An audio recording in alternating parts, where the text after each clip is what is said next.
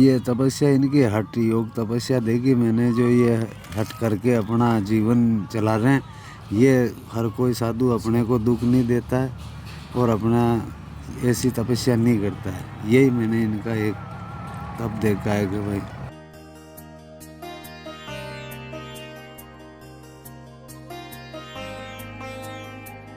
जो हाथ ऊपर, इसको क्या कहते हैं महाराज जी? ऊर्ध्वबाहु ऊर्ध्व बाहु तपस्या। ऊर्ध्वबाहु तपस्या कहते हैं। हमने ये देखा इनके अंदर ये अपने प्रतीक नहीं है, ये दूसरों के प्रतीक है। कोई आएंगे तो खुश होंगे उनको देख के, आप बैठ। ऐसे हठ योग करने से भगवान की रियल में प्राप्ति हो जाती है क्या? असंभव काम संभव होता है। ये मैंने पहले कहना नहीं चाहिए, टेलीविजनों में देखता था बचपन में कि एक पैर पे खड़ा होकर तपस्या कर रहे हैं, एक हाथ पे खड़ा होकर तपस्या कर रहे हैं। महाराज जी जैसे इंसान अभी तक देखे नहीं, ना कोई योगी देखे, न महापुरुष देखे ऐसे जो अपने इतने हाथ ऊपर खड़े कर सके। अब नवरात्रा भी नहीं कर पाते हैं 9 दिन खड़े रह के या हाथ ऊपर करके, तो ये तो वो नामुमकिन चीज़ को मुमकिन करके दिखा रहे। कोई गुरु लाकी और कोई गुरु खाकी, कोई गुरु बनखंडी वन में निर्भय तपस्या करे। तो सब तरह के गुरु, तो गुरु लाकी भी है, खाकी भी है, कोई बनखंडी वन में तपस्या कर रहा है सबको त्याग के। तो ये तपस्या है।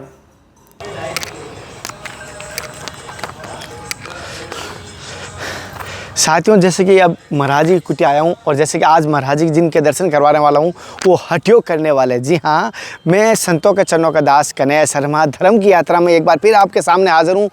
दुर्लभ, विलक्षण, तपस्वी, त्यागी, महान संत के दर्शन के लिए आपके सामने। जैसे कि आज आप जिन संतों का दर्शन करवाने वाला हूँ वो खड़ेश्वरी बाबा हैं और वो हठ योग करने वाले हैं। उनकी तपस्या के बारे में पूरे राजस्थान में प्रचलित है। मैं उनके दर्शन कराऊंगा और आप यहाँ दर्शन कर पाएंगे। एक महाराज जी की कुटिया है और पीछे बड़ का एक पेड़ दिखाई दे रहा है, वहाँ पे महाराज जी हैं जैसे। और यहाँ पर महाराज जी किस प्रकार पेड़ पौधों की सेवाएं करते हैं, किस प्रकार तपस्या करते हैं, मैं आपको दर्शन करवा रहा हूँ। कोई भी पेड़ पौधा दिखाई दे रहा है, पूरी कुटिया का हर चीज़ का अपना स्वयं हाथों से, एक हाथ तो आपने पता है हठ योग किया हुआ है, तो एक हाथ से सारी सेवाएं करते हैं। कुछ गाँववासी है उनसे भी हम बात करेंगे, महाराज जी के बारे में जानने की कोशिश करेंगे, महाराज जी के बारे में वो भी बताएंगे। पहले जैसे आपको मैं कुछ गाँववासियों से बात करूँगा, उससे पहले यहाँ पर महाराज जी हनुमान जी के हैं तो वहाँ के दर्शन कर लेते हैं। जैसे आप देख पा महाराज जी के हनुमान जी के दर्शन कर लेते हैं, उसके बाद आपको मैं दर्शन करवाने की कोशिश करूँगा। और भी जैसे अभी हनुमान जी का आप दर्शन कर पा रहे हैं, ये महान हनुमान जी का पूजा करने वाले, जैसे इन्हीं हनुमान जी की पूजा करते हैं। जैसे आप देख पा रहे हैं इसी मूर्ति के दर्शन कर पा रहे हैं। और जैसे कि ये धुना देख पा रहे हैं आप, इस धुने के महाराज जी पूजा करते हैं। जैसे आप धुना इनका चेतन रहता है और धुने में जैसे शस्त्रों का जैसे यहाँ पर रहता है और इस शस्त्रों के साथ पूजा करते हैं वो महाराज जी, जैसे आपको दिखा पा रहा हूँ।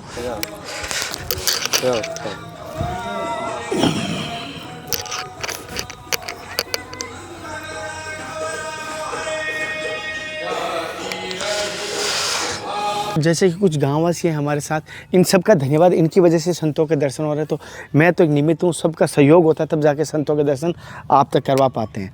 जैसे जो महाराज जी यहाँ पर रहते हैं वो किस प्रकार के महात्मा हैं?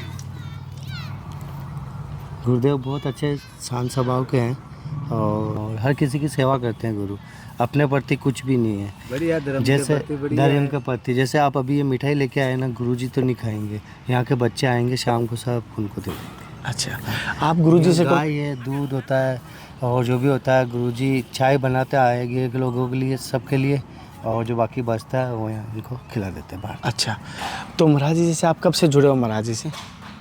मैं महाराज जी को करीबन 15 साल से जानता हूँ। और आप गुरुजी को पहले से ही देख रहे हो, तो आपने गुरुजी की कौन सी तपस्या देखी जो आपने ऐसी लगी कि ये तपस्या हर कोई संत नहीं करते हैं? ये तपस्या इनकी हठ योग तपस्या देखी मैंने, जो ये हट करके अपना जीवन चला रहे हैं। ये हर कोई साधु अपने को दुख नहीं देता है और अपना ऐसी तपस्या नहीं करता है। यही मैंने इनका एक तप देखा है कि भाई। तो महाराज जी आपको कौन सी बात ऐसी लगी कि आपको महाराज जी से जुड़ने की इच्छा हुई? महाराज जी का अच्छा स्वभाव है, काफ़ी दिनों से जानते हैं हम, काफ़ी 8-10 साल हो गए। पहले वहाँ पुष्कर में रहते थे, जब भी जाते थे, और अभी इधर आ गए तो इधर भी हम जाते हैं, आते हैं बाबा के। अच्छा, कभी कभार इधर निकलना होता है तो बाबा के दर्शन करके ज़रूर जाते हैं। गुरुजी बहुत सात्विक है, निस्वार्थ सेवा है पब्लिक की। अच्छा, आप महाराज जी के बारे में क्या कहेंगे? महाराज जी जैसे इंसान अभी तक देखे नहीं, ना कोई योगी देखे, न महापुरुष देखे ऐसे जो अपने इतने हाथ ऊपर खड़े कर सके। अब नवरात्रा भी नहीं कर पाते हैं 9 दिन खड़े रह के या हाथ ऊपर करके, तो ये तो वो नामुमकिन चीज़ को मुमकिन करके दिखा रहे। हमने ये देखा इनके अंदर, ये अपने प्रतीक नहीं है, ये दूसरों के प्रतीक है। कोई आएंगे तो खुश होंगे उनको देख के, आप बैठ, दूसरे को बोलेंगे चाय बना, पी, खाओ पियो। और वो जो प्रसाद तो लेते हैं संत लोग, वो लेते ही हैं। और कैसे ऐसे जैसे आज 5 साल हो गए हैं, इतनी नारी वगैरह ये लेते हैं, तो गुरुजी ने आज तक किसी को कुछ नहीं, पानी के टैंकी इनकी सब सुविधा यहाँ मालिक की कृपा हो रही है मतलब। और लेडीज़ों से बात करना, ये करना नहीं। और गुरुजी के पास पहले 2 संत रहते थे जिनकी उधर समाधियाँ हैं, वो यहाँ रह के चले, यहाँ पे वो शांत हो गए, तो उधर ब्रह्मलीन हो गए। हाँ जी। तो जैसे यहाँ बहुत पर अच्छे संत थे। महाराज जी यहाँ पर जो संत रहते थे वो ब्रह्मलीन हो गए, तो महाराज जी ने उन्हीं की समाधि और उनका भंडारा भी महाराज जी ने किया है। और महाराज जी परहित की सोचते हैं। संत वही है, मैं कहता हूँ परहित की सोचते हैं स्वभाव से। अब कहीं संतों के पास जाओ, आप 1 महीना रुकोगे तब आपको वहाँ पता चलता है स्वभाव क्या है, वहाँ दीक्षा लेनी चाहिए नहीं लेनी चाहिए। सीधे जाके नहीं कहूँ मैं, पहले रुकिए, बात कीजिए। मैं सभी से बात किया, इन सबका धन्यवाद। के पास एक ये खास, जैसे शाम को कोई संत आ गया या रुक रहा है तो भोजन बनाएंगे, यहाँ का नौकर बंदा आएगा तो वो भोजन बना के चल जाएगा, और साथ में गुरुजी उसको लेके खाएंगे भोजन। खुद चौपड़ के नहीं खाएंगे, गुरु उसको खिलाएंगे। ऐसे साधना वाले आदमी है ये। जैसे कह सकते हैं हम भी उसी के हिसाब से आते हैं, खाना पीना या महाराज जी खुद सूखी खा लेंगे, लेकिन ताज़ा भोजन उन्हीं को करवाएंगे। ऐसे भगवान की पूजा आराधना करने वाले संत हैं। और महाराज जी की तपस्या, महाराज जी की कुटिया के संपूर्ण दर्शन आपको इस सत्संग के माध्यम से, इस वीडियो के माध्यम से होंगे।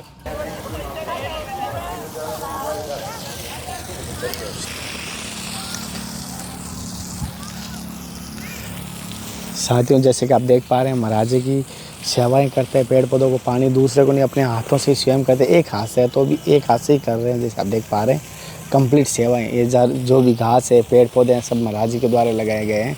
लगता है नहीं रेगिस्तान है, इस आसपास ऐसा लग रहा है जैसे आप देख पा रहे हैं।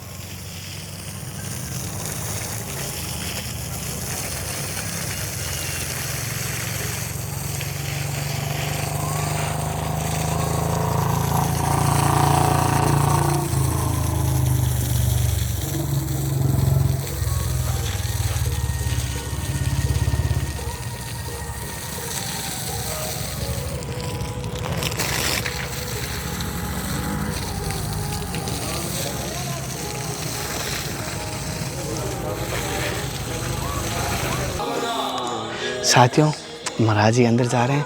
आपको महाराज जी की सत्संग और दर्शन और महाराज जी के जीवन का अनुभव भी लेंगे, और किस प्रकार की तपस्या है, ये तपस्या करने का कारण क्या है, इसका उद्देश्य क्या है, ये किस प्रकार होती है, और इसमें क्या कष्ट और क्या आनंद आता है, वो भी सारे मैं बताने की कोशिश करूँगा। अभी तक चैनल को सब्सक्राइब नहीं किया तो कर दीजिए। बहुत सारे भाई देखते हैं और लाल वाला बटन दबा दीजिए, बाद में भूल जाओगे, अभी दबा लीजिए और बेल आइकन भी कर लेना, ठीक है। अब चलते हैं आगे आश्रम के अंदर, दर्शन करते हैं।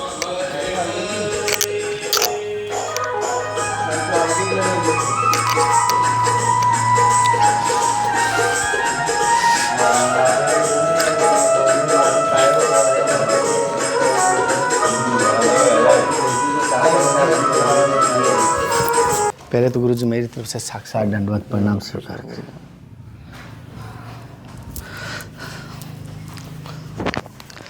और एक तरफ तो कहता है गृहस्थ में भगवान के दर्शन हो जाते हैं, और संतों को देखा कि गृहस्थ त्यागते हैं। तो क्या घर त्यागना पड़ता है क्या भगवान को पाने के लिए? हाँ, कुछ ऐसी बाधाएं भी होती हैं मोह ममता वाली। घर परिवार में रहेंगे तो मोह में ज़्यादा फंसेंगे, तो जो विशेष टाइम देना चाहिए वो समय नहीं दे पाते हैं फिर। अच्छा। और कई घर में कई घर गृहस्थी के बामे चक्कर में फंस जाते हैं। तो अच्छा, बामे भी होता है, ऐसा नहीं है कि देखो इसमें गृहस्थ में होता नहीं है, दोनों को ही संभालता है। गृहस्थ दोनों को ही संभालता है, व्रत को भी और गृहस्थ को भी। सत्य है। हाँ, लेकिन स्वतंत्र तरीके से कर्म करने के लिए ये अलग मार्ग कर दिया गया है। अच्छा। हाँ गुरुजी, जैसे कि मैंने आपके यहाँ पर जैसे भक्तों से संतों से सुना, आपको खड़ेश्वरी कहते हैं। मैं नाम तो आपका जान नहीं पाया। मैं आपके गुरुजी का दिया हुआ शुभ नाम महाराज जी? मेरा दिगंबर हरवंशगिरी कहते हैं मेरे। अच्छा। और जैसे कि आपको यहाँ खड़ेश्वरी बाबा के नाम से प्रचलित है, पूरे राजस्थान में आपको खड़ेश्वरी बाबा के नाम से जानते हैं। तो ये खड़ेश्वरी आपने कितने वर्ष का व्रत किया? 12 या 11.25 साल का? 11.25 वर्ष का कंप्लीट किया था। इसी पुष्कर में। इसी पुष्कर महाराज जैसे क्या भाव है कि आपको खड़ेश्वरी जो होती है एक हठ योग में आती है, यो योग व्यायाम और आपके सन्यासी नागों में अधिक करते हैं, तो ऐसा क्या भाव है कि आपको खड़ेश्वरी रहने की सोची, वो भी 11.5 वर्ष तक की? हाँ, वो गुरु महाराज से कुछ समय के लिए आराम मिलेगा शरीर को, हाँ, तो विचलित होता है मन, और एकाग्रित मन रखने के लिए शरीर पर पीड़ा लेना होता है। एकाग्रत मन करने के लिए शरीर पे पीड़ा लेना पड़ता है, जब वह उसकी तरफ को अपने आप ही ध्यान एकाग्रित होगा। अच्छा, तो महाराज जी उसके बाद आपने वापस ये उसी दिन बाद भी ये आपने हाँ, खड़ेश्वरी उसके जैसे कुछ दिन बाद 1.5 साल बाद ये जो हाथ ऊपर इसको क्या कहते हैं महाराज जी? ऊर्ध्वबाहु ऊर्ध्व तपस्या। ऊर्ध्वबाहु तपस्या कहते हैं। ये बहुत कम लोग करते मैं देखा हूँ। हाँ, ये हमारे शास्त्र वर्णित है ये तपस्याएं, शास्त्रों में इनका लेख है। कोई गुरु लाकी और कोई गुरु खाकी, कोई गुरु बनखंडी वन में निर्भय तपस्या करे। हाँ, तो सब तरह के गुरु, तो गुरु लाकी भी है, खाकी भी है, कोई बनखंडी वन में तपस्या कर रहा है सबको त्याग के, तो ये तपस्याएं। और महाराज जैसे कि ये तपस्या देखा हूँ, और इसमें जैसे इसको हठ योग में कहते हैं, बहुत सारे इसमें करते हैं, लेकिन देखता हूँ बीच में टूट जाती है। और आपकी कभी ऐसा नहीं लगा कि एक बार आराम कर लेना चाहिए? मन तो बहुत कुछ कहता है, हाँ? उस पर ज्ञान का अंकुश लगाना पड़ता है। अच्छा, मन तो बहुत कुछ कहता है, लेकिन ज्ञान का भी तो शास्त्र किस लिए बनाए गुरु लोगों ने? इसीलिए बनाए, उनमें से कुछ सीखो और सीख के उस पर अपने जीवन पर प्रभाव डालो, उससे आगे बढ़ने की प्रक्रिया अपने आप पता लगेगी। अच्छा महाराज जी, जैसे कहना नहीं चाहिए, माफ़ी चाहता हूँ, गलती हो तो माफ़ कर देना, बहुत हूँ मैं तो। जैसे आज के टाइम में कहता हूँ, जहाँ पर एक असली आता है 10 नकली आते हैं, लेकिन आज के भेषधारियों को प्रणाम है, संत भेष को, लेकिन फिर भी कुछ हमारे समाज में मनमुखी के चक्कर में ये ऐसे संत बने, क्या कहना चाहोगे उनको? इन पर तो ये क्या कहना चाहेंगे कि कोई, सबसे पहली बात तो जनता को बोध नहीं है कि सत्य क्या है, सत्य क्या है। सत्य है पात्र को पात्र और कुपात्र। तो अब ये जनता शास्त्रों का तो अनुवादित किया नहीं है जिससे पात्र और सुपात्र की पता लगे। इनको पढ़ाई ऐसी पढ़ाई गई है जो कि ये सब कुछ ये जानते हैं और बस भेग जानते हैं, कि ये देख लेते हैं कि भेग पैरा हुआ है, बाबा जी है, हाँ, और पैसा से मतलब है इनको। तो इनकी जो पढ़ाइयाँ हैं सब कुछ वो ले जाके रख दिया गया है। जो आध्यात्मिक तरीके से जो पढ़ाइयाँ हमारी गुरुकुलों की हुआ करती थी, तो उनमें सब सिखाया जाता था, कौन किसको किस तरीके से सम्मानित, किसको किस मर्यादा में रहना है, वो सब चीज़ दिखाई जाती थी और समझाई जाती थी बच्चों को, तो बच्चे वो परिपूर्ण रहते थे। जैसे वो बात हो गई, कहावत भी सुनी है मैंने संतों से, लालची गुरु लोभी चेला दोनों ठेलम ठेला। ठेलम ठेला होगी। अगर इस प्रकार का कोई होता है, दोनों को नरक का भागीदार बनना पड़ता है। महाराज जी, जैसे हर शिष्य की इच्छा होती है, बहुत सारे साधकों के गुरु बनाना चाहिए, लेकिन वो कैसे कहते हैं कि हमें गुरु को कैसे पहचाने, हम गुरु कैसे धारण करें, तो क्या मार्गदर्शन करेंगे उसके लिए? तो जो गुरु माने शब्द क्या हो रहा है, ये पहले तो मेरे को अनुवादन बताएं। जो अंधकार से उजाले की तरफ लेके आ सकें, वही गुरु है। जब हम अंधकार में डूबते जा रहे हैं, हमको कुछ समझ में नहीं आ रहा है, तो हमको उजाले की तरफ ले आए और हमको जीने की और संसार में चलने की प्रक्रिया को बता दे, वो हमारा गुरु है। अच्छा, तो महाराज जी जैसे कहना नहीं चाहिए, माताओं बहनों को भी क्या गुरु धारण करना चाहिए? क्या उनको भी घर से बाहर निकलना चाहिए? भाई, जीव तो वही है, जो हमारे अंदर है वो जीव उसके अंदर है। काया का ही तो फर्क है। काय का फर्क है? काया का। इच्छा जब हमारी मोक्ष की प्राप्ति की जाग सकती है, तो उसकी भी जागेगी, क्योंकि जीव तो वही है। अब ये शरीर की कुछ प्रक्रियाएं होती हैं, उन समय पर माता बहनें जो हमारी पहले भी होती थी, जाती थी आती थी, मंदिर मठों में गुरु दीक्षा भी लेती थी, तो वो उस समय पर अपनी परंपराओं का अलग ध्यान रखती थी। वो जैसे रसोइयों में माता बहनें वैसे समय पर पीरियड में नहीं जाती थी जी, नहाए धोए रसोई में जाती नहीं थी, आज तो चप्पल पहन के घूमती फिर रही है जी। राधे राधे, बस हाँ, सत्य वचन है आपके। रोटी बना रही है चप्पल पहन के, जी महाराज जी। तो वहाँ में कहाँ समृद्धि रहेगी घर में। जैसे कि गुरुजी ने कह रहे, माताओं के लिए सत्य बात है, अगर भोजन प्रसाद बनाते समय आध्यात्मिक या कीर्तन करते समय बनाओगे तो शायद तक आपके बच्चों में संस्कार अच्छे जाएंगे। और महाराज जी जैसे गुरुओं के पास जाने का काल है कि मैं कहूँगा अगर कोई मेरी माताएं बहन है तो अपने पति के साथ जाइए, मेरी बहन है तो अपने पिता के साथ जाइए, अकेली मैं कहता हूँ मत जाओ। हाँ, आज के युग के हिसाब आज के युग के डर रहा हूँ क्यों कि आजकल भेड़िया भी बहुत है ना, भेड़िए भी घूम रहे हैं। अब इस भेग में ही तो है। रावण भी इसी जब ने कहा है ना कि ये भेग ना होता तो जंगल, और जंगल ना होता तो मोर कहाँ होता, और भेग ना होता तो चोर कहाँ होता। और इस युग में इसमें तो भेग के अंदर हर युग में आए। असुर इसी में तो सीता को चोरी करे है क्या। साधु की मर्यादा हर जगह खंडित हुई, और हर जगह गलत काम के लिए साधु को क्यों हुआ है का? और साधु के ही कारण भगवान को आना पड़ा फिर उसकी रक्षा करने के लिए। जब ही तो कहा साधु संत के तुम रखवाले। सत्य बात है। तो साधु संत की रक्षा के लिए स्वयं वो आ गया। जी महाराज जी। तो असुर भी और देव दानव का जोड़ा है, जोड़ा है, दोनों मिट नहीं सकते हैं। जब तक पक्ष और विपक्ष नहीं होगा जब तक सरकार नहीं चलती है। ऐसे ही सृष्टि का समाधान संतुलन में नहीं चलता जब पक्ष और विपक्ष नहीं होंगे वहाँ। लेकिन उससे सावधान रहना चाहिए, बचना चाहिए। वो जरूरी है, वो अपनी चेतनता जरूरी है ना, माता पिताओं का सने देना। जैसे कि महाराज जी कह रहे हैं हमें चेतन होना चाहिए। महाराज जी थोड़ा प्रसाद पा लें, उसके बाद में आपको सत्संग जारी रहेगी। 5 मिनट के लिए आपको इंतजार है। और महाराज जी जैसे कि आपकी यहाँ पे कोई ऐसी सेवा की आवश्यकता है, जिससे किसी भक्त को बोल के ऐसी आपकी कुटियाओं में कोई ऐसी चीज़ की समस्या है जिसकी परेशानी झेलनी होती है बार बार? आपने तो सब ठीक है, परेशानी जलाने करने वाला सब वो है।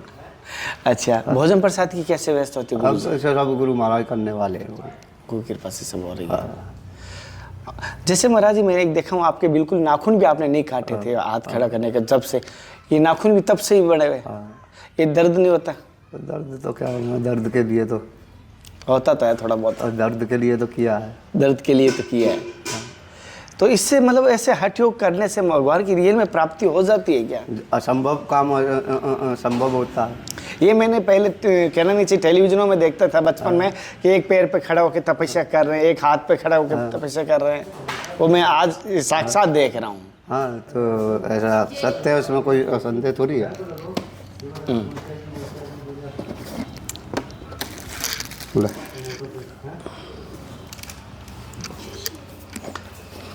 और महाराज जी जैसे कि अगर हमें छोटा कोई अगर ऐसी पूजा प्रार्थना बताइए जिससे कि भगवान प्रसन्न हो जाए। जैसे आप हनुमान जी की आराधना करते हैं, और जैसे कि तो भगवान हनुमान जी को किस प्रकार प्रसन्न किया जा सकता है आपकी दृष्टि से? हनुमान तो क्या प्रसन्न ही रहता है जब आत्मा शुद्ध हो। तो आत्मा, हाँ, आत्मा का शुद्धिकरण हो, निष्पक्ष उसकी प्रति समर्पित हो, तो वो तो प्रसन्न ही है। अच्छा। और महाराज जैसे आपके यहाँ पर भक्तगण आते हैं, श्रद्धालु आते हैं, तो आप क्या मार्ग बताते हैं, विशेष क्या कहते हैं? मार्ग तो यही बताते हैं, माता पिता की शरण से नेतृत्व लो, जो भी लेना है, बड़ों का साया रहेगा, सब कुछ आगे से बढ़िया होगा। अच्छा, तो महाराज जी जैसे कि हमें एक छोटा सा ये कहना चाहता हूँ, जैसे हम सेवा करते हैं लेकिन कभी कभी ऐसा लगता है कि सेवा हमसे कम हो रही है, या सेवा कहीं हमें स्वार्थवश नहीं कर रहे हैं, तो किस प्रकार करें कि सेवा में हमारा मन लगा रहे, और सेवा का क्या महत्व है? सेवा तो अब करने वाले को तो आनंद की अनुभूति अलग ही होती है, हाँ? और सेवा का हमारे जो बुजुर्ग होते हैं, पितृ जो भी है, उनको भी शांति प्राप्ति होती है। हमारी सेवा करने से हमारे अगले पिछले पाप पुण्य जो कर्म होते हैं उनको नष्ट होते हैं। यही है सेवा का मतलब। अच्छा। और महाराज जी जैसे कि आप बच्चापन से ही संत बने या कोई ऐसे? नहीं, बचपन के ही। क्या उम्र थी उस समय? जब तक वैसे तो 10-12 साल की थी, फिर वो कुछ बाद में फिर आ गए, फिर 24 साल की अवस्था बाद फिर धारण किया। अच्छा, पहले 10-12 साल के तब आ गए, फिर घर वाले वापस लेके चले गए। उसके बाद में फिर 24 साल की अवस्था बाद फिर मना नहीं किया घर वाले शादी कर लो या ऐसे? घर वाले कौन चाहते हैं? कोई नहीं। आज के युग में पहले थे माता पिता जो 4 बच्चे होते थे तो एक बच्चा सनातन धर्म में देते थे। आज तो कोई उन्हें अपने बच्चे को देता है कि साधु बने। होता ही है कि ये भाई साहब कह रहे जैसे होता ही है कि ये आजकल तो एक आंख का क्या बंद करे क्या खोले। तो कर ही लिया वही कहानी।